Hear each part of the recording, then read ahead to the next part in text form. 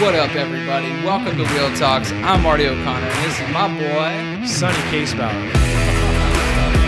The show doesn't work out.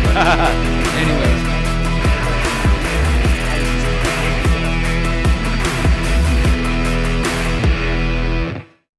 Guess who's back? We'll talk. Back again?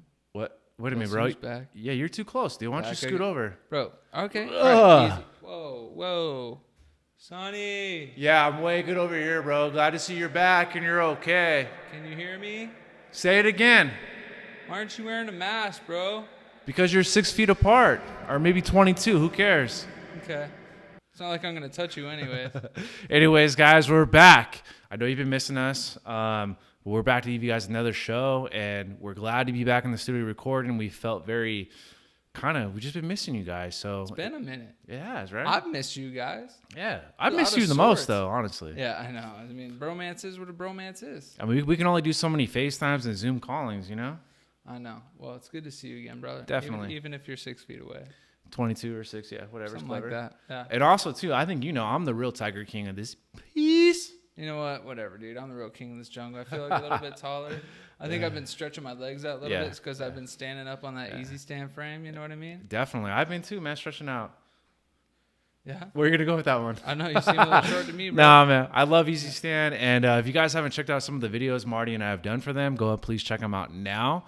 But we want to show them a lot of love and just for everything they've done for us, because during this time, we found it hard to work out or do anything productive, but they've definitely come in very clutch. Yeah, dude. I'm not getting in the gym. All the gyms are closed. Like physical therapy, even like my massage therapist isn't allowed to come over because it's against the rules. She would lose her license, man. So my body's been feeling it. So, like, the only saving grace is standing up on my frame, getting stretched out, hitting that Theragun on the legs, which is super nice. But, just getting that weight bearing is making up for a lot of this time of downtime that we're dealing with. I've been able to do some kind of new and innovative stuff on there, like from, like, trying out some boxing things, just getting on there and doing the whole, like, almost elliptical motion with it. But overall, just getting up and standing every day, it gave me something to look forward to because this has really sucked. For sure, dude. I mean, I've been trying to, like, grind with work, and it's nice to be able to stand, like get my therapy in just from standing, but then also have the little platform that I can work from my phone on the tray there and just get shit done. So it's been legit. Let me ask you a personal question. Yeah. Have you made out in Easy Stand yet? That's kind of a personal question, bro. But you're damn right. That a boy. Right? It's I love it. It's like you're not used to having that nice, like, arch down, look down kiss yet for a while. Absolutely. It's been a minute, I personally, I haven't made out in it yet, but I've given my dad a vicious headlock in it. Ooh, have you? I've owed him one for years, so I got up in the Easy Stand, I grabbed him by the throat, give him one of those, just torqued his neck a little bit, show him the power still exists. You know what I mean? Yeah, anyone that comes within like a foot and a half of me, they know they're in headbutt range. Yes. Like, you, bro. While you're up at your 6'4" stance, dude. Yeah, absolutely. I mean, whatever. Works out great. It is what it is. So today's episode, we want to correlate the COVID with what we've gone through for the last 7 years. Yeah, and I mean, the big deal is, like, we've been tested. We've been, through our tribulations, but we've tested positive, guys. Very positive. Positive. Yeah. We're standing in front of you. Positive. Right? So when you're tested, we want you to be positive. Yeah. Right? Okay, so here's the whole deal. Like, you go through shit, and this whole isolation of quarantine really kind of relates to something that we've been through for the past 7 years. Like, this obviously is different in its own right. I mean, business-wise in a lot of ways, but something that isn't too far-fetched from what we've been going through for the past 7 years. You know what I mean? Like, we've kind of been dealing with our own isolation and quarantine for that time, and, we've used that time to better ourselves. Yep. And I think there's a lot of positive things that you can apply to this situation that will really help you excel. Yeah, I mean, we're going to explain it, but we're not doing this in a way where you're going to feel sorry for us. We're not looking for pats on the back or, oh my God, you guys have gone through this for 7 years and gone through it for 3 months. None of that stuff. We just want to kind of bridge the gap, give you guys maybe a deeper look into our situations, at the same time find some type of encouragement knowing that, hey, what we went through, we've gone through with flying colors. So you can too while going through this crazy pandemic. Right? So it all starts with kind of chaos. Yeah. I mean, we can relate to that in the chaos of, like, the beginning of our injuries. You don't know which end is up. Your world gets turned upside down. Family's going crazy. You're trying to find your way. In a lot of ways, we can all relate to that. I mean, we found out the news, didn't think it was a big deal. You know, contradicting numbers. Is it coming to us? Like, do we need to worry about this? And then reality sets in, and it's like, oh shit, okay, yeah. Now we gotta act on it, right? So, I mean, we're all similar in that way. Yes. But from that point forward, once that reality sets in, and you're forced into this quarantine, I mean, that's somewhere where we've lived and operated for years. I think, you know, with our situations, once we got hurt, people were scared to be around us, right? Yeah. Just like this quarantine, people are scared to be around people, right? Mm-hmm. They didn't know what to say. They didn't know how to act. They didn't know what to do. They didn't know what was safe, what wasn't safe. And I think that's what the quarantine, the first thing when it all hit was we had no information about it. The information we looked up for spinal cord injuries were like very vague. You heard a couple instances of people walking again or doing this again, but like literally the literature was very vague, right? For sure. And the same with this, the COVID, you know, it's been very like conflicting reports and you don't know what to believe or which way to go. But at the end of the day, we just knew we had to separate ourselves from each other. Mm-hmm. Yeah. And the limited amounts of people that you are around, you're still having those same stupid small talk conversations. Yeah. So like, so how's it like in the hospital? How's that hospital food? Yeah. So like, oh, how's your Zoom meetings going this week? Yeah. You know, like, oh, it looks like your beard's growing a little bit more. Right. Which, by the way, I think we've, you know. Yeah. Our beards are epic. We have like manified a little bit since we left, right? Yeah. Like, I feel like I'm going to be touching the microphone here. We should be chopping wood in the backyard right now as we do the podcast. I mean, is that a handicap joke? Because I would love to be chopping wood. Insensitive. My bad, dude. That's cool. Ouch. All right. Okay. Well, moving forward. Wow. Sound like my girlfriend. Oh, okay. Burn. It's okay. It's okay. I love her. Yeah. No, I love her. You know, but I love her. Yeah. I love her too. Oh, okay, good. Okay, cool. Join the party. All right. On. All right, moving forward. Sick. Okay. So, nextly. I think after we kind of figure out the diagnosis, like, hey, this COVID's scary, spinal cord injuries are scary. Mm-hmm. We kind of figure out how we're going to manage during this time that we're isolated. Mm-hmm. And for both of us, I mean, emotionally, maybe this was a little bit more harder on us than most people. But then again, people are dealing with the fact they're not working right now. Financially, they're struggling. Mm-hmm. You know, maybe a lot of people are social butterflies, and all of a sudden that whole like circle's taken away. Yeah. What were some of the things you did when you first were in that environment to kind of keep yourself positive? I was kind of living in a state of denial, and I think a lot of people are in that, you know, like you're scrambling for research. You know, a lot of people and business owners are trying to find out, okay, what can I do to save my business? And I'm like sitting here trying to figure out like, okay, can I keep working? Can I do this? Like, do I need to, you know, quit my job? Do I need to like back off? And you're constantly researching and looking for answers to things that I think only time can tell. Mm-hmm. In our situations, you know, granted, we had to wait for, you know, Congress to act and get some things passed before we really knew what we could do with businesses. And, you know, just all in all, it's just a state of unknown. Right. And you're waiting. And so that's kind of that confusion and chaos that you get thrown into, you know, and you weren't even expecting. And so at first it's really hard to really get like a grasp on. And I think that's something we can all relate to. And then I think over time, as we kind of assimilate to the reality that is quarantine and social distancing and whatever it may be, it's like, then you start finding your way. It's like, okay, no, my business still needs to operate however we can. I have 50% of my staff because I had to furlough everybody, or I don't have my friends around. We all can't hang out, but I still need to be social. So what do we do? So you got to start finding creative alternatives, you know? And I think that's something that's been huge in terms of communication, getting your business done. I mean, have you been reaching out to people in other ways? Yeah. I mean, I just recently got a job as a coach from my old high school. Congratulations, boy. Thank you very much. I'm very excited about this opportunity, actually. So we've been doing a lot of Zoom meetings. Zoom has been awesome. I know there also a lot of teachers are using Zoom right now to educate the kids as well. You know, it's a free platform where we've gone on conference calls from anywhere from 40 minutes to a couple hours. And it's a good way to kind of get that face-to-face, you know? Mm-hmm.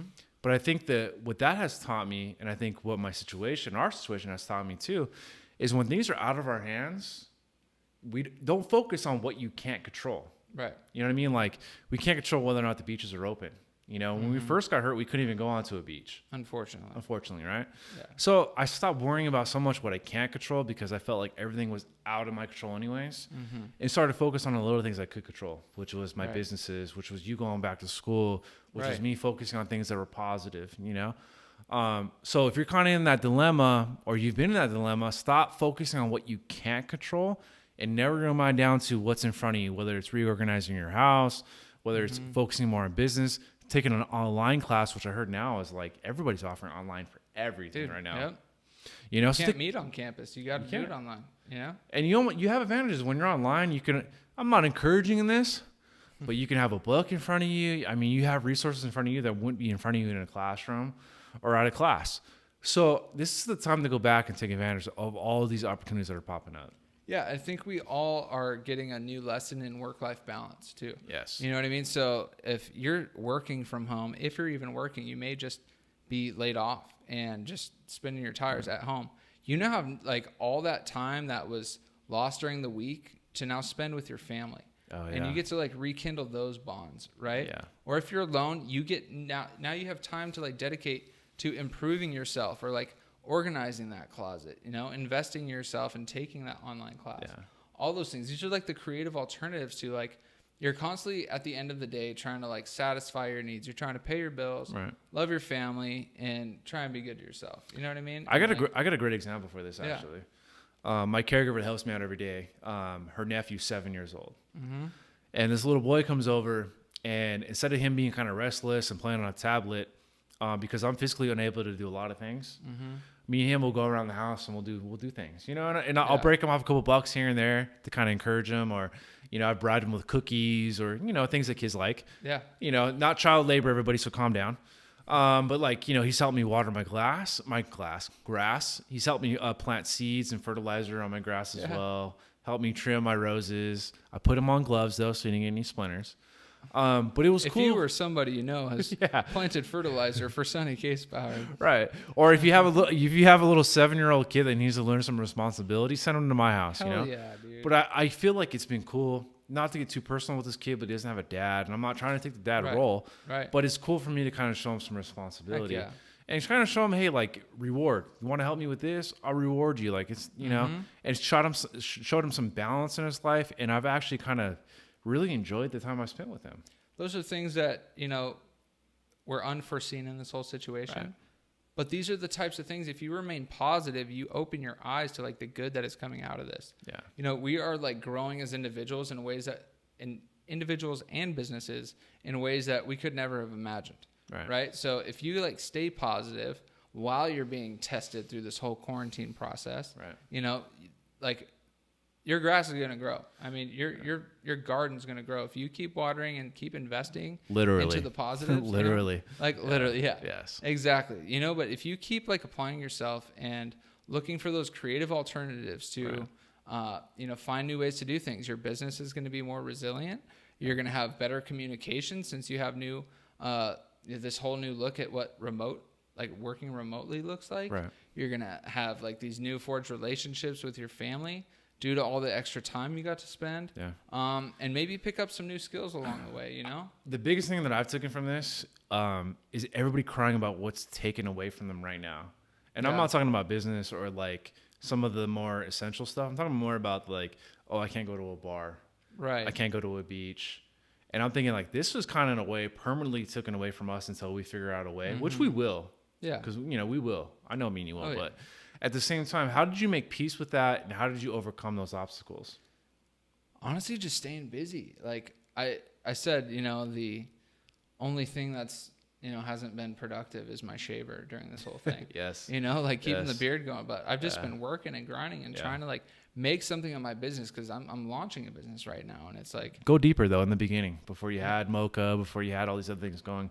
What was your mindset knowing like, man, I can't snowboard right now. I can't go down to the beach. How do you persevere during those like really crucial times?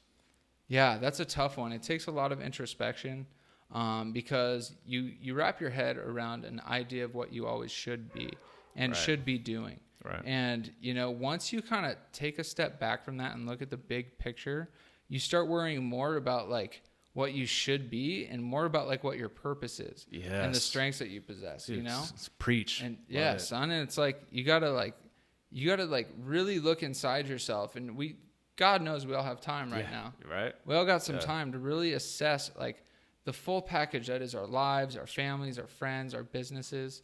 And, just look at it in a new way and be like, how can I change that up to really fulfill my purpose in life? Yep. And like, is that purpose serving others? Is it just serving me? Right. Like, is this going to provide me fulfillment? Not just money, because money doesn't necessarily mean happiness. Not at all. It makes things a whole hell of a lot easier. But fulfillment is something that we should be striving for. Yep. And right now money's tight and it's tough, but we're like really growing and blossoming the things that provide us fulfillment. And yes. I believe. Yes. I think our economy is going to bounce back. It always don't does. have a doubt. There's a lot of lost time and lost dollars that have been pumped in. We can go down that whole rabbit hole, but we need to focus on the positive and the good things that are blossoming out of this whole Absolutely. thing. Yeah. I mean, like for me, when I first got hurt, it was all about self-reflection, because I had time on my hands. Mm-hmm. And now everybody's getting the opportunity to have the same time on their hands. And I really looked at myself, and I think the biggest thing I could draw from that I'm now seeing in my life now is I worried so much about what people thought about me. Yeah. My reputation over my character really ruled my kingdom, And now that I go into new ventures and I'm doing new things, not that I'm a dick or I try to be an asshole, but I don't worry so much about what people think about me. Yeah. I want them to respect me because I am my own person. And what I realized through this whole demographic and this whole pandemic is people are so easy to just follow. Yeah. And now I'm like, you know what? Like, I may not always be right, but I'll own who I am. I love who I am. So I'm not worried about what people think about me. Love me or hate me, you'll always respect me. For sure. And one thing I want to touch on too is I think we've had 2 different quarantine experiences that I think can provide some light to. Let's hear about yours. Closest people. Yeah. So in my situation, I have a girlfriend, and she has a daughter. Yeah. And we have been able to like spend a lot of this time together. Yeah. Most of the time, and in your case, you've been, mostly by yourself. You're a loser and you're single as fuck. You're one pathetic loser. No, but I mean like you're really dealing with an isolation. Right. You know what I mean? And I kind of have been in this state where I haven't really had to focus so much on like yourself. I mean, I am focusing on myself, but I haven't like been confronted with it the way that I was confronted with it when I was more alone, once I got hurt. Yeah. You know what I mean? So, I mean, how are some of the ways that you've coped with that and the things that you've been doing? Right. And for me, I could kind of speak to like how you can invest in the relationships that you're now being able to dedicate a lot more time to. Great segue. For me, luckily, and I mean this wholeheartedly, I was able to go through this situation just moving into my new house.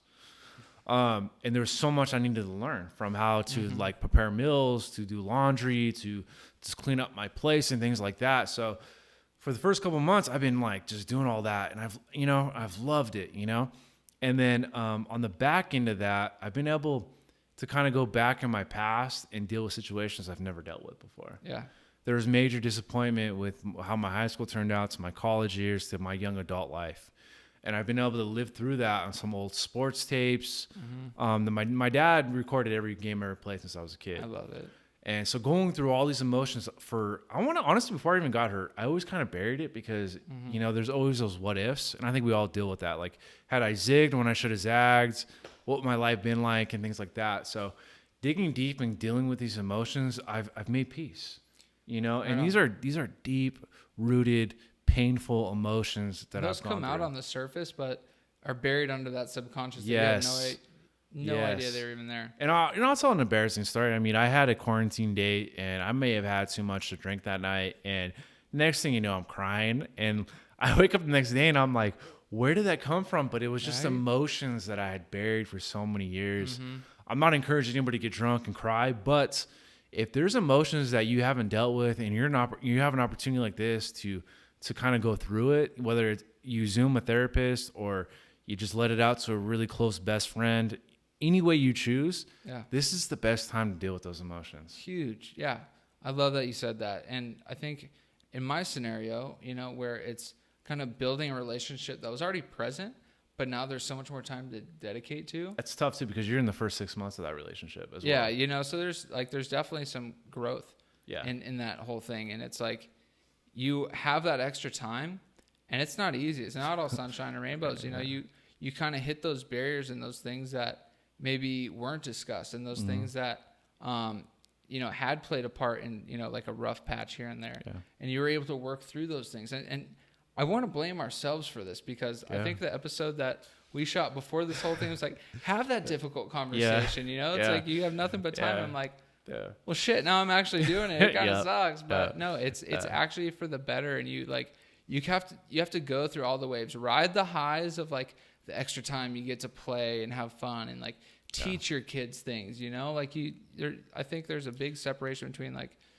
parents and the schooling these days. A lot of times like maybe one parent or somebody gets the bulk of like the work of homework and whatever. But now it's like we get to pass on like the whole like teaching element. I think that's like a really like cool, close bonded, activity you could do with kids. And I've been able to do that a little bit with, my girlfriend's daughter. And that's been like really cool. And I think our bond has grown really strong through this whole process. And, like we've been doing some backyard camping, which is like you're at home, but you're completely separated from this entire experience, and it's been something that's really cool.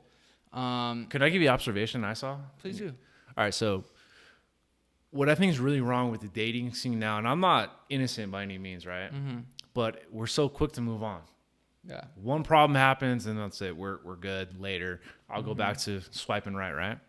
What I've seen in your relationship was that when these situations have arose, you guys may not have spoken for a day or two to kind of cool your jets, but then you guys came back and had that difficult conversation. Mm-hmm. And I think your relationship had not gone through this, has way strong, 10 times stronger than it could ever have been. You know what I mean? Yeah. And you're a true testament to how relationships need to play out these days. Yeah. And I've gotten encouragement from you guys' relationship personally. Jeez, thanks, bro. Yeah, absolutely. Appreciate that. Mostly because I love your girl. Right. I think there's something to say about patience. Yeah. And riding the waves of difficulty, because when you're invested in something, it takes time. And as long as that foundation is secure, and maybe even if it isn't, like testing that water and like investing the time to like see it through. Yeah. It brings a whole lot of clarity. Right. I think you're totally right. It's so easy to just be like, man, I can swipe right. Like I'm freaking, it's so why easy. Deal with this? Why do I have to? Like why? Yeah. Like that's just kind of the day and age we're living in. But it's something that, as we're confronted with this extra time and this like these extra experiences, mostly you're like dealing with a whole lot of situations. There's a lot of guys and girls who maybe like were working all day and their significant other was at home handling the kids. And now it's like, okay, now you have to manage the stress of like dealing with kids all day.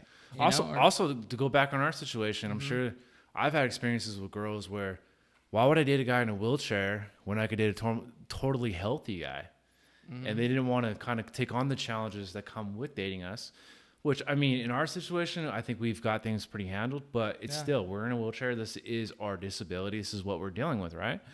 So for you guys to sit there and figure out boundaries, to figure out what's right, to me, it has laid the foundation for a beautiful relationship, but it also gave me the encouragement to like, when the time comes and I find somebody I really like, and we're going to talk about my disability, and we're going to talk about this, that, or the other, it gives me the encouragement to have the conversation. Yeah. Because I would even get summary. So, you know what? You're asking too many questions. I don't want to deal with this. Move on to the next myself, Right. So, I mean, the COVID and, spinal cord injuries, it has a lot of similarities. I think so. Yeah. And the way that we've been able to handle and cope with the things that we've been through as a result of the spinal cord injuries is super relatable to the everyday person that's just sitting at home during quarantine. Yeah. You know what I mean? Like we've been through a lot, like your friends kind of disappear. You get down to a really core group of people, whether that's your family or yourself. You get to know yourself and your family pretty damn well through the process. Yeah. And you have to shut all that stuff out. And then you have to find those ways to find fulfillment without being like, oh, wait, so drinking a couple milk jugs and 10 shots of Jameson at Malarkey's wasn't the key to happiness? No. Okay, so what is truly fulfilling me? And I think that's a big thing that we can all take away from this whole situation is like, what is happiness versus what is fulfillment? Right. Instant gratification versus true happiness. Yeah. Yeah. Or maybe, temporary happiness is a better word for it. Right. Because I think we, structure our schedules around like, okay, I need a break from this, so I'm going to go to the gym. I need a break from this, so I'm going to go drink and go hard on Friday and Saturday, but take it easy on Sunday. So, we're just finding our ways to true fulfillment through this whole thing. Yeah. And it's something I think we can all take, I think one of the things I've realized about myself during this whole quarantine that I will take with me for the rest of my life is the fact that I'm good. Yeah. I'm good. No matter what you throw at me, world epidemics, anything, because of what we went through, nothing's too big. And I don't say that as braggadocious. I say it as humbly, but whatever you throw at me, I'm always going to be able to, because I think in my mind is programmed now, and yours is too. Everything happens to us, the world, temporary. Yeah. It's not permanent. And I fixed my mind around that, and I could always forge forward. What about you? Can't have to look me in the eye either, buddy. You know what I mean? We're warriors of this thing. Hell yeah. And if you guys didn't get that reference. That was Kobe reference right there. That's Kobe. They told him not to look in Jordan's eyes. He had that warrior inside him. Exactly. And I think as you get battle tested and you remain positive, so you test positive. There it is. It's like you build that warrior that lives inside each and every one of us. And so it's just about staying patient and positive, and investing in those areas where, you could truly find fulfillment. Yeah. So at the end of the day, that's what it's all about.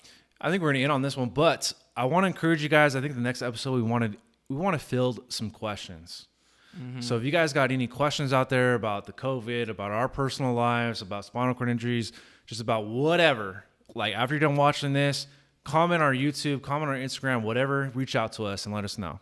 DM us, hit us up. And if you haven't yet, please subscribe, hit that notification button. We love you guys. We stoked to be back. Yes. Wheel Talks back at it again. Just keeping it wheel. Story line. Attaboy. All right, man. We love you guys. We will check you later. See you next week.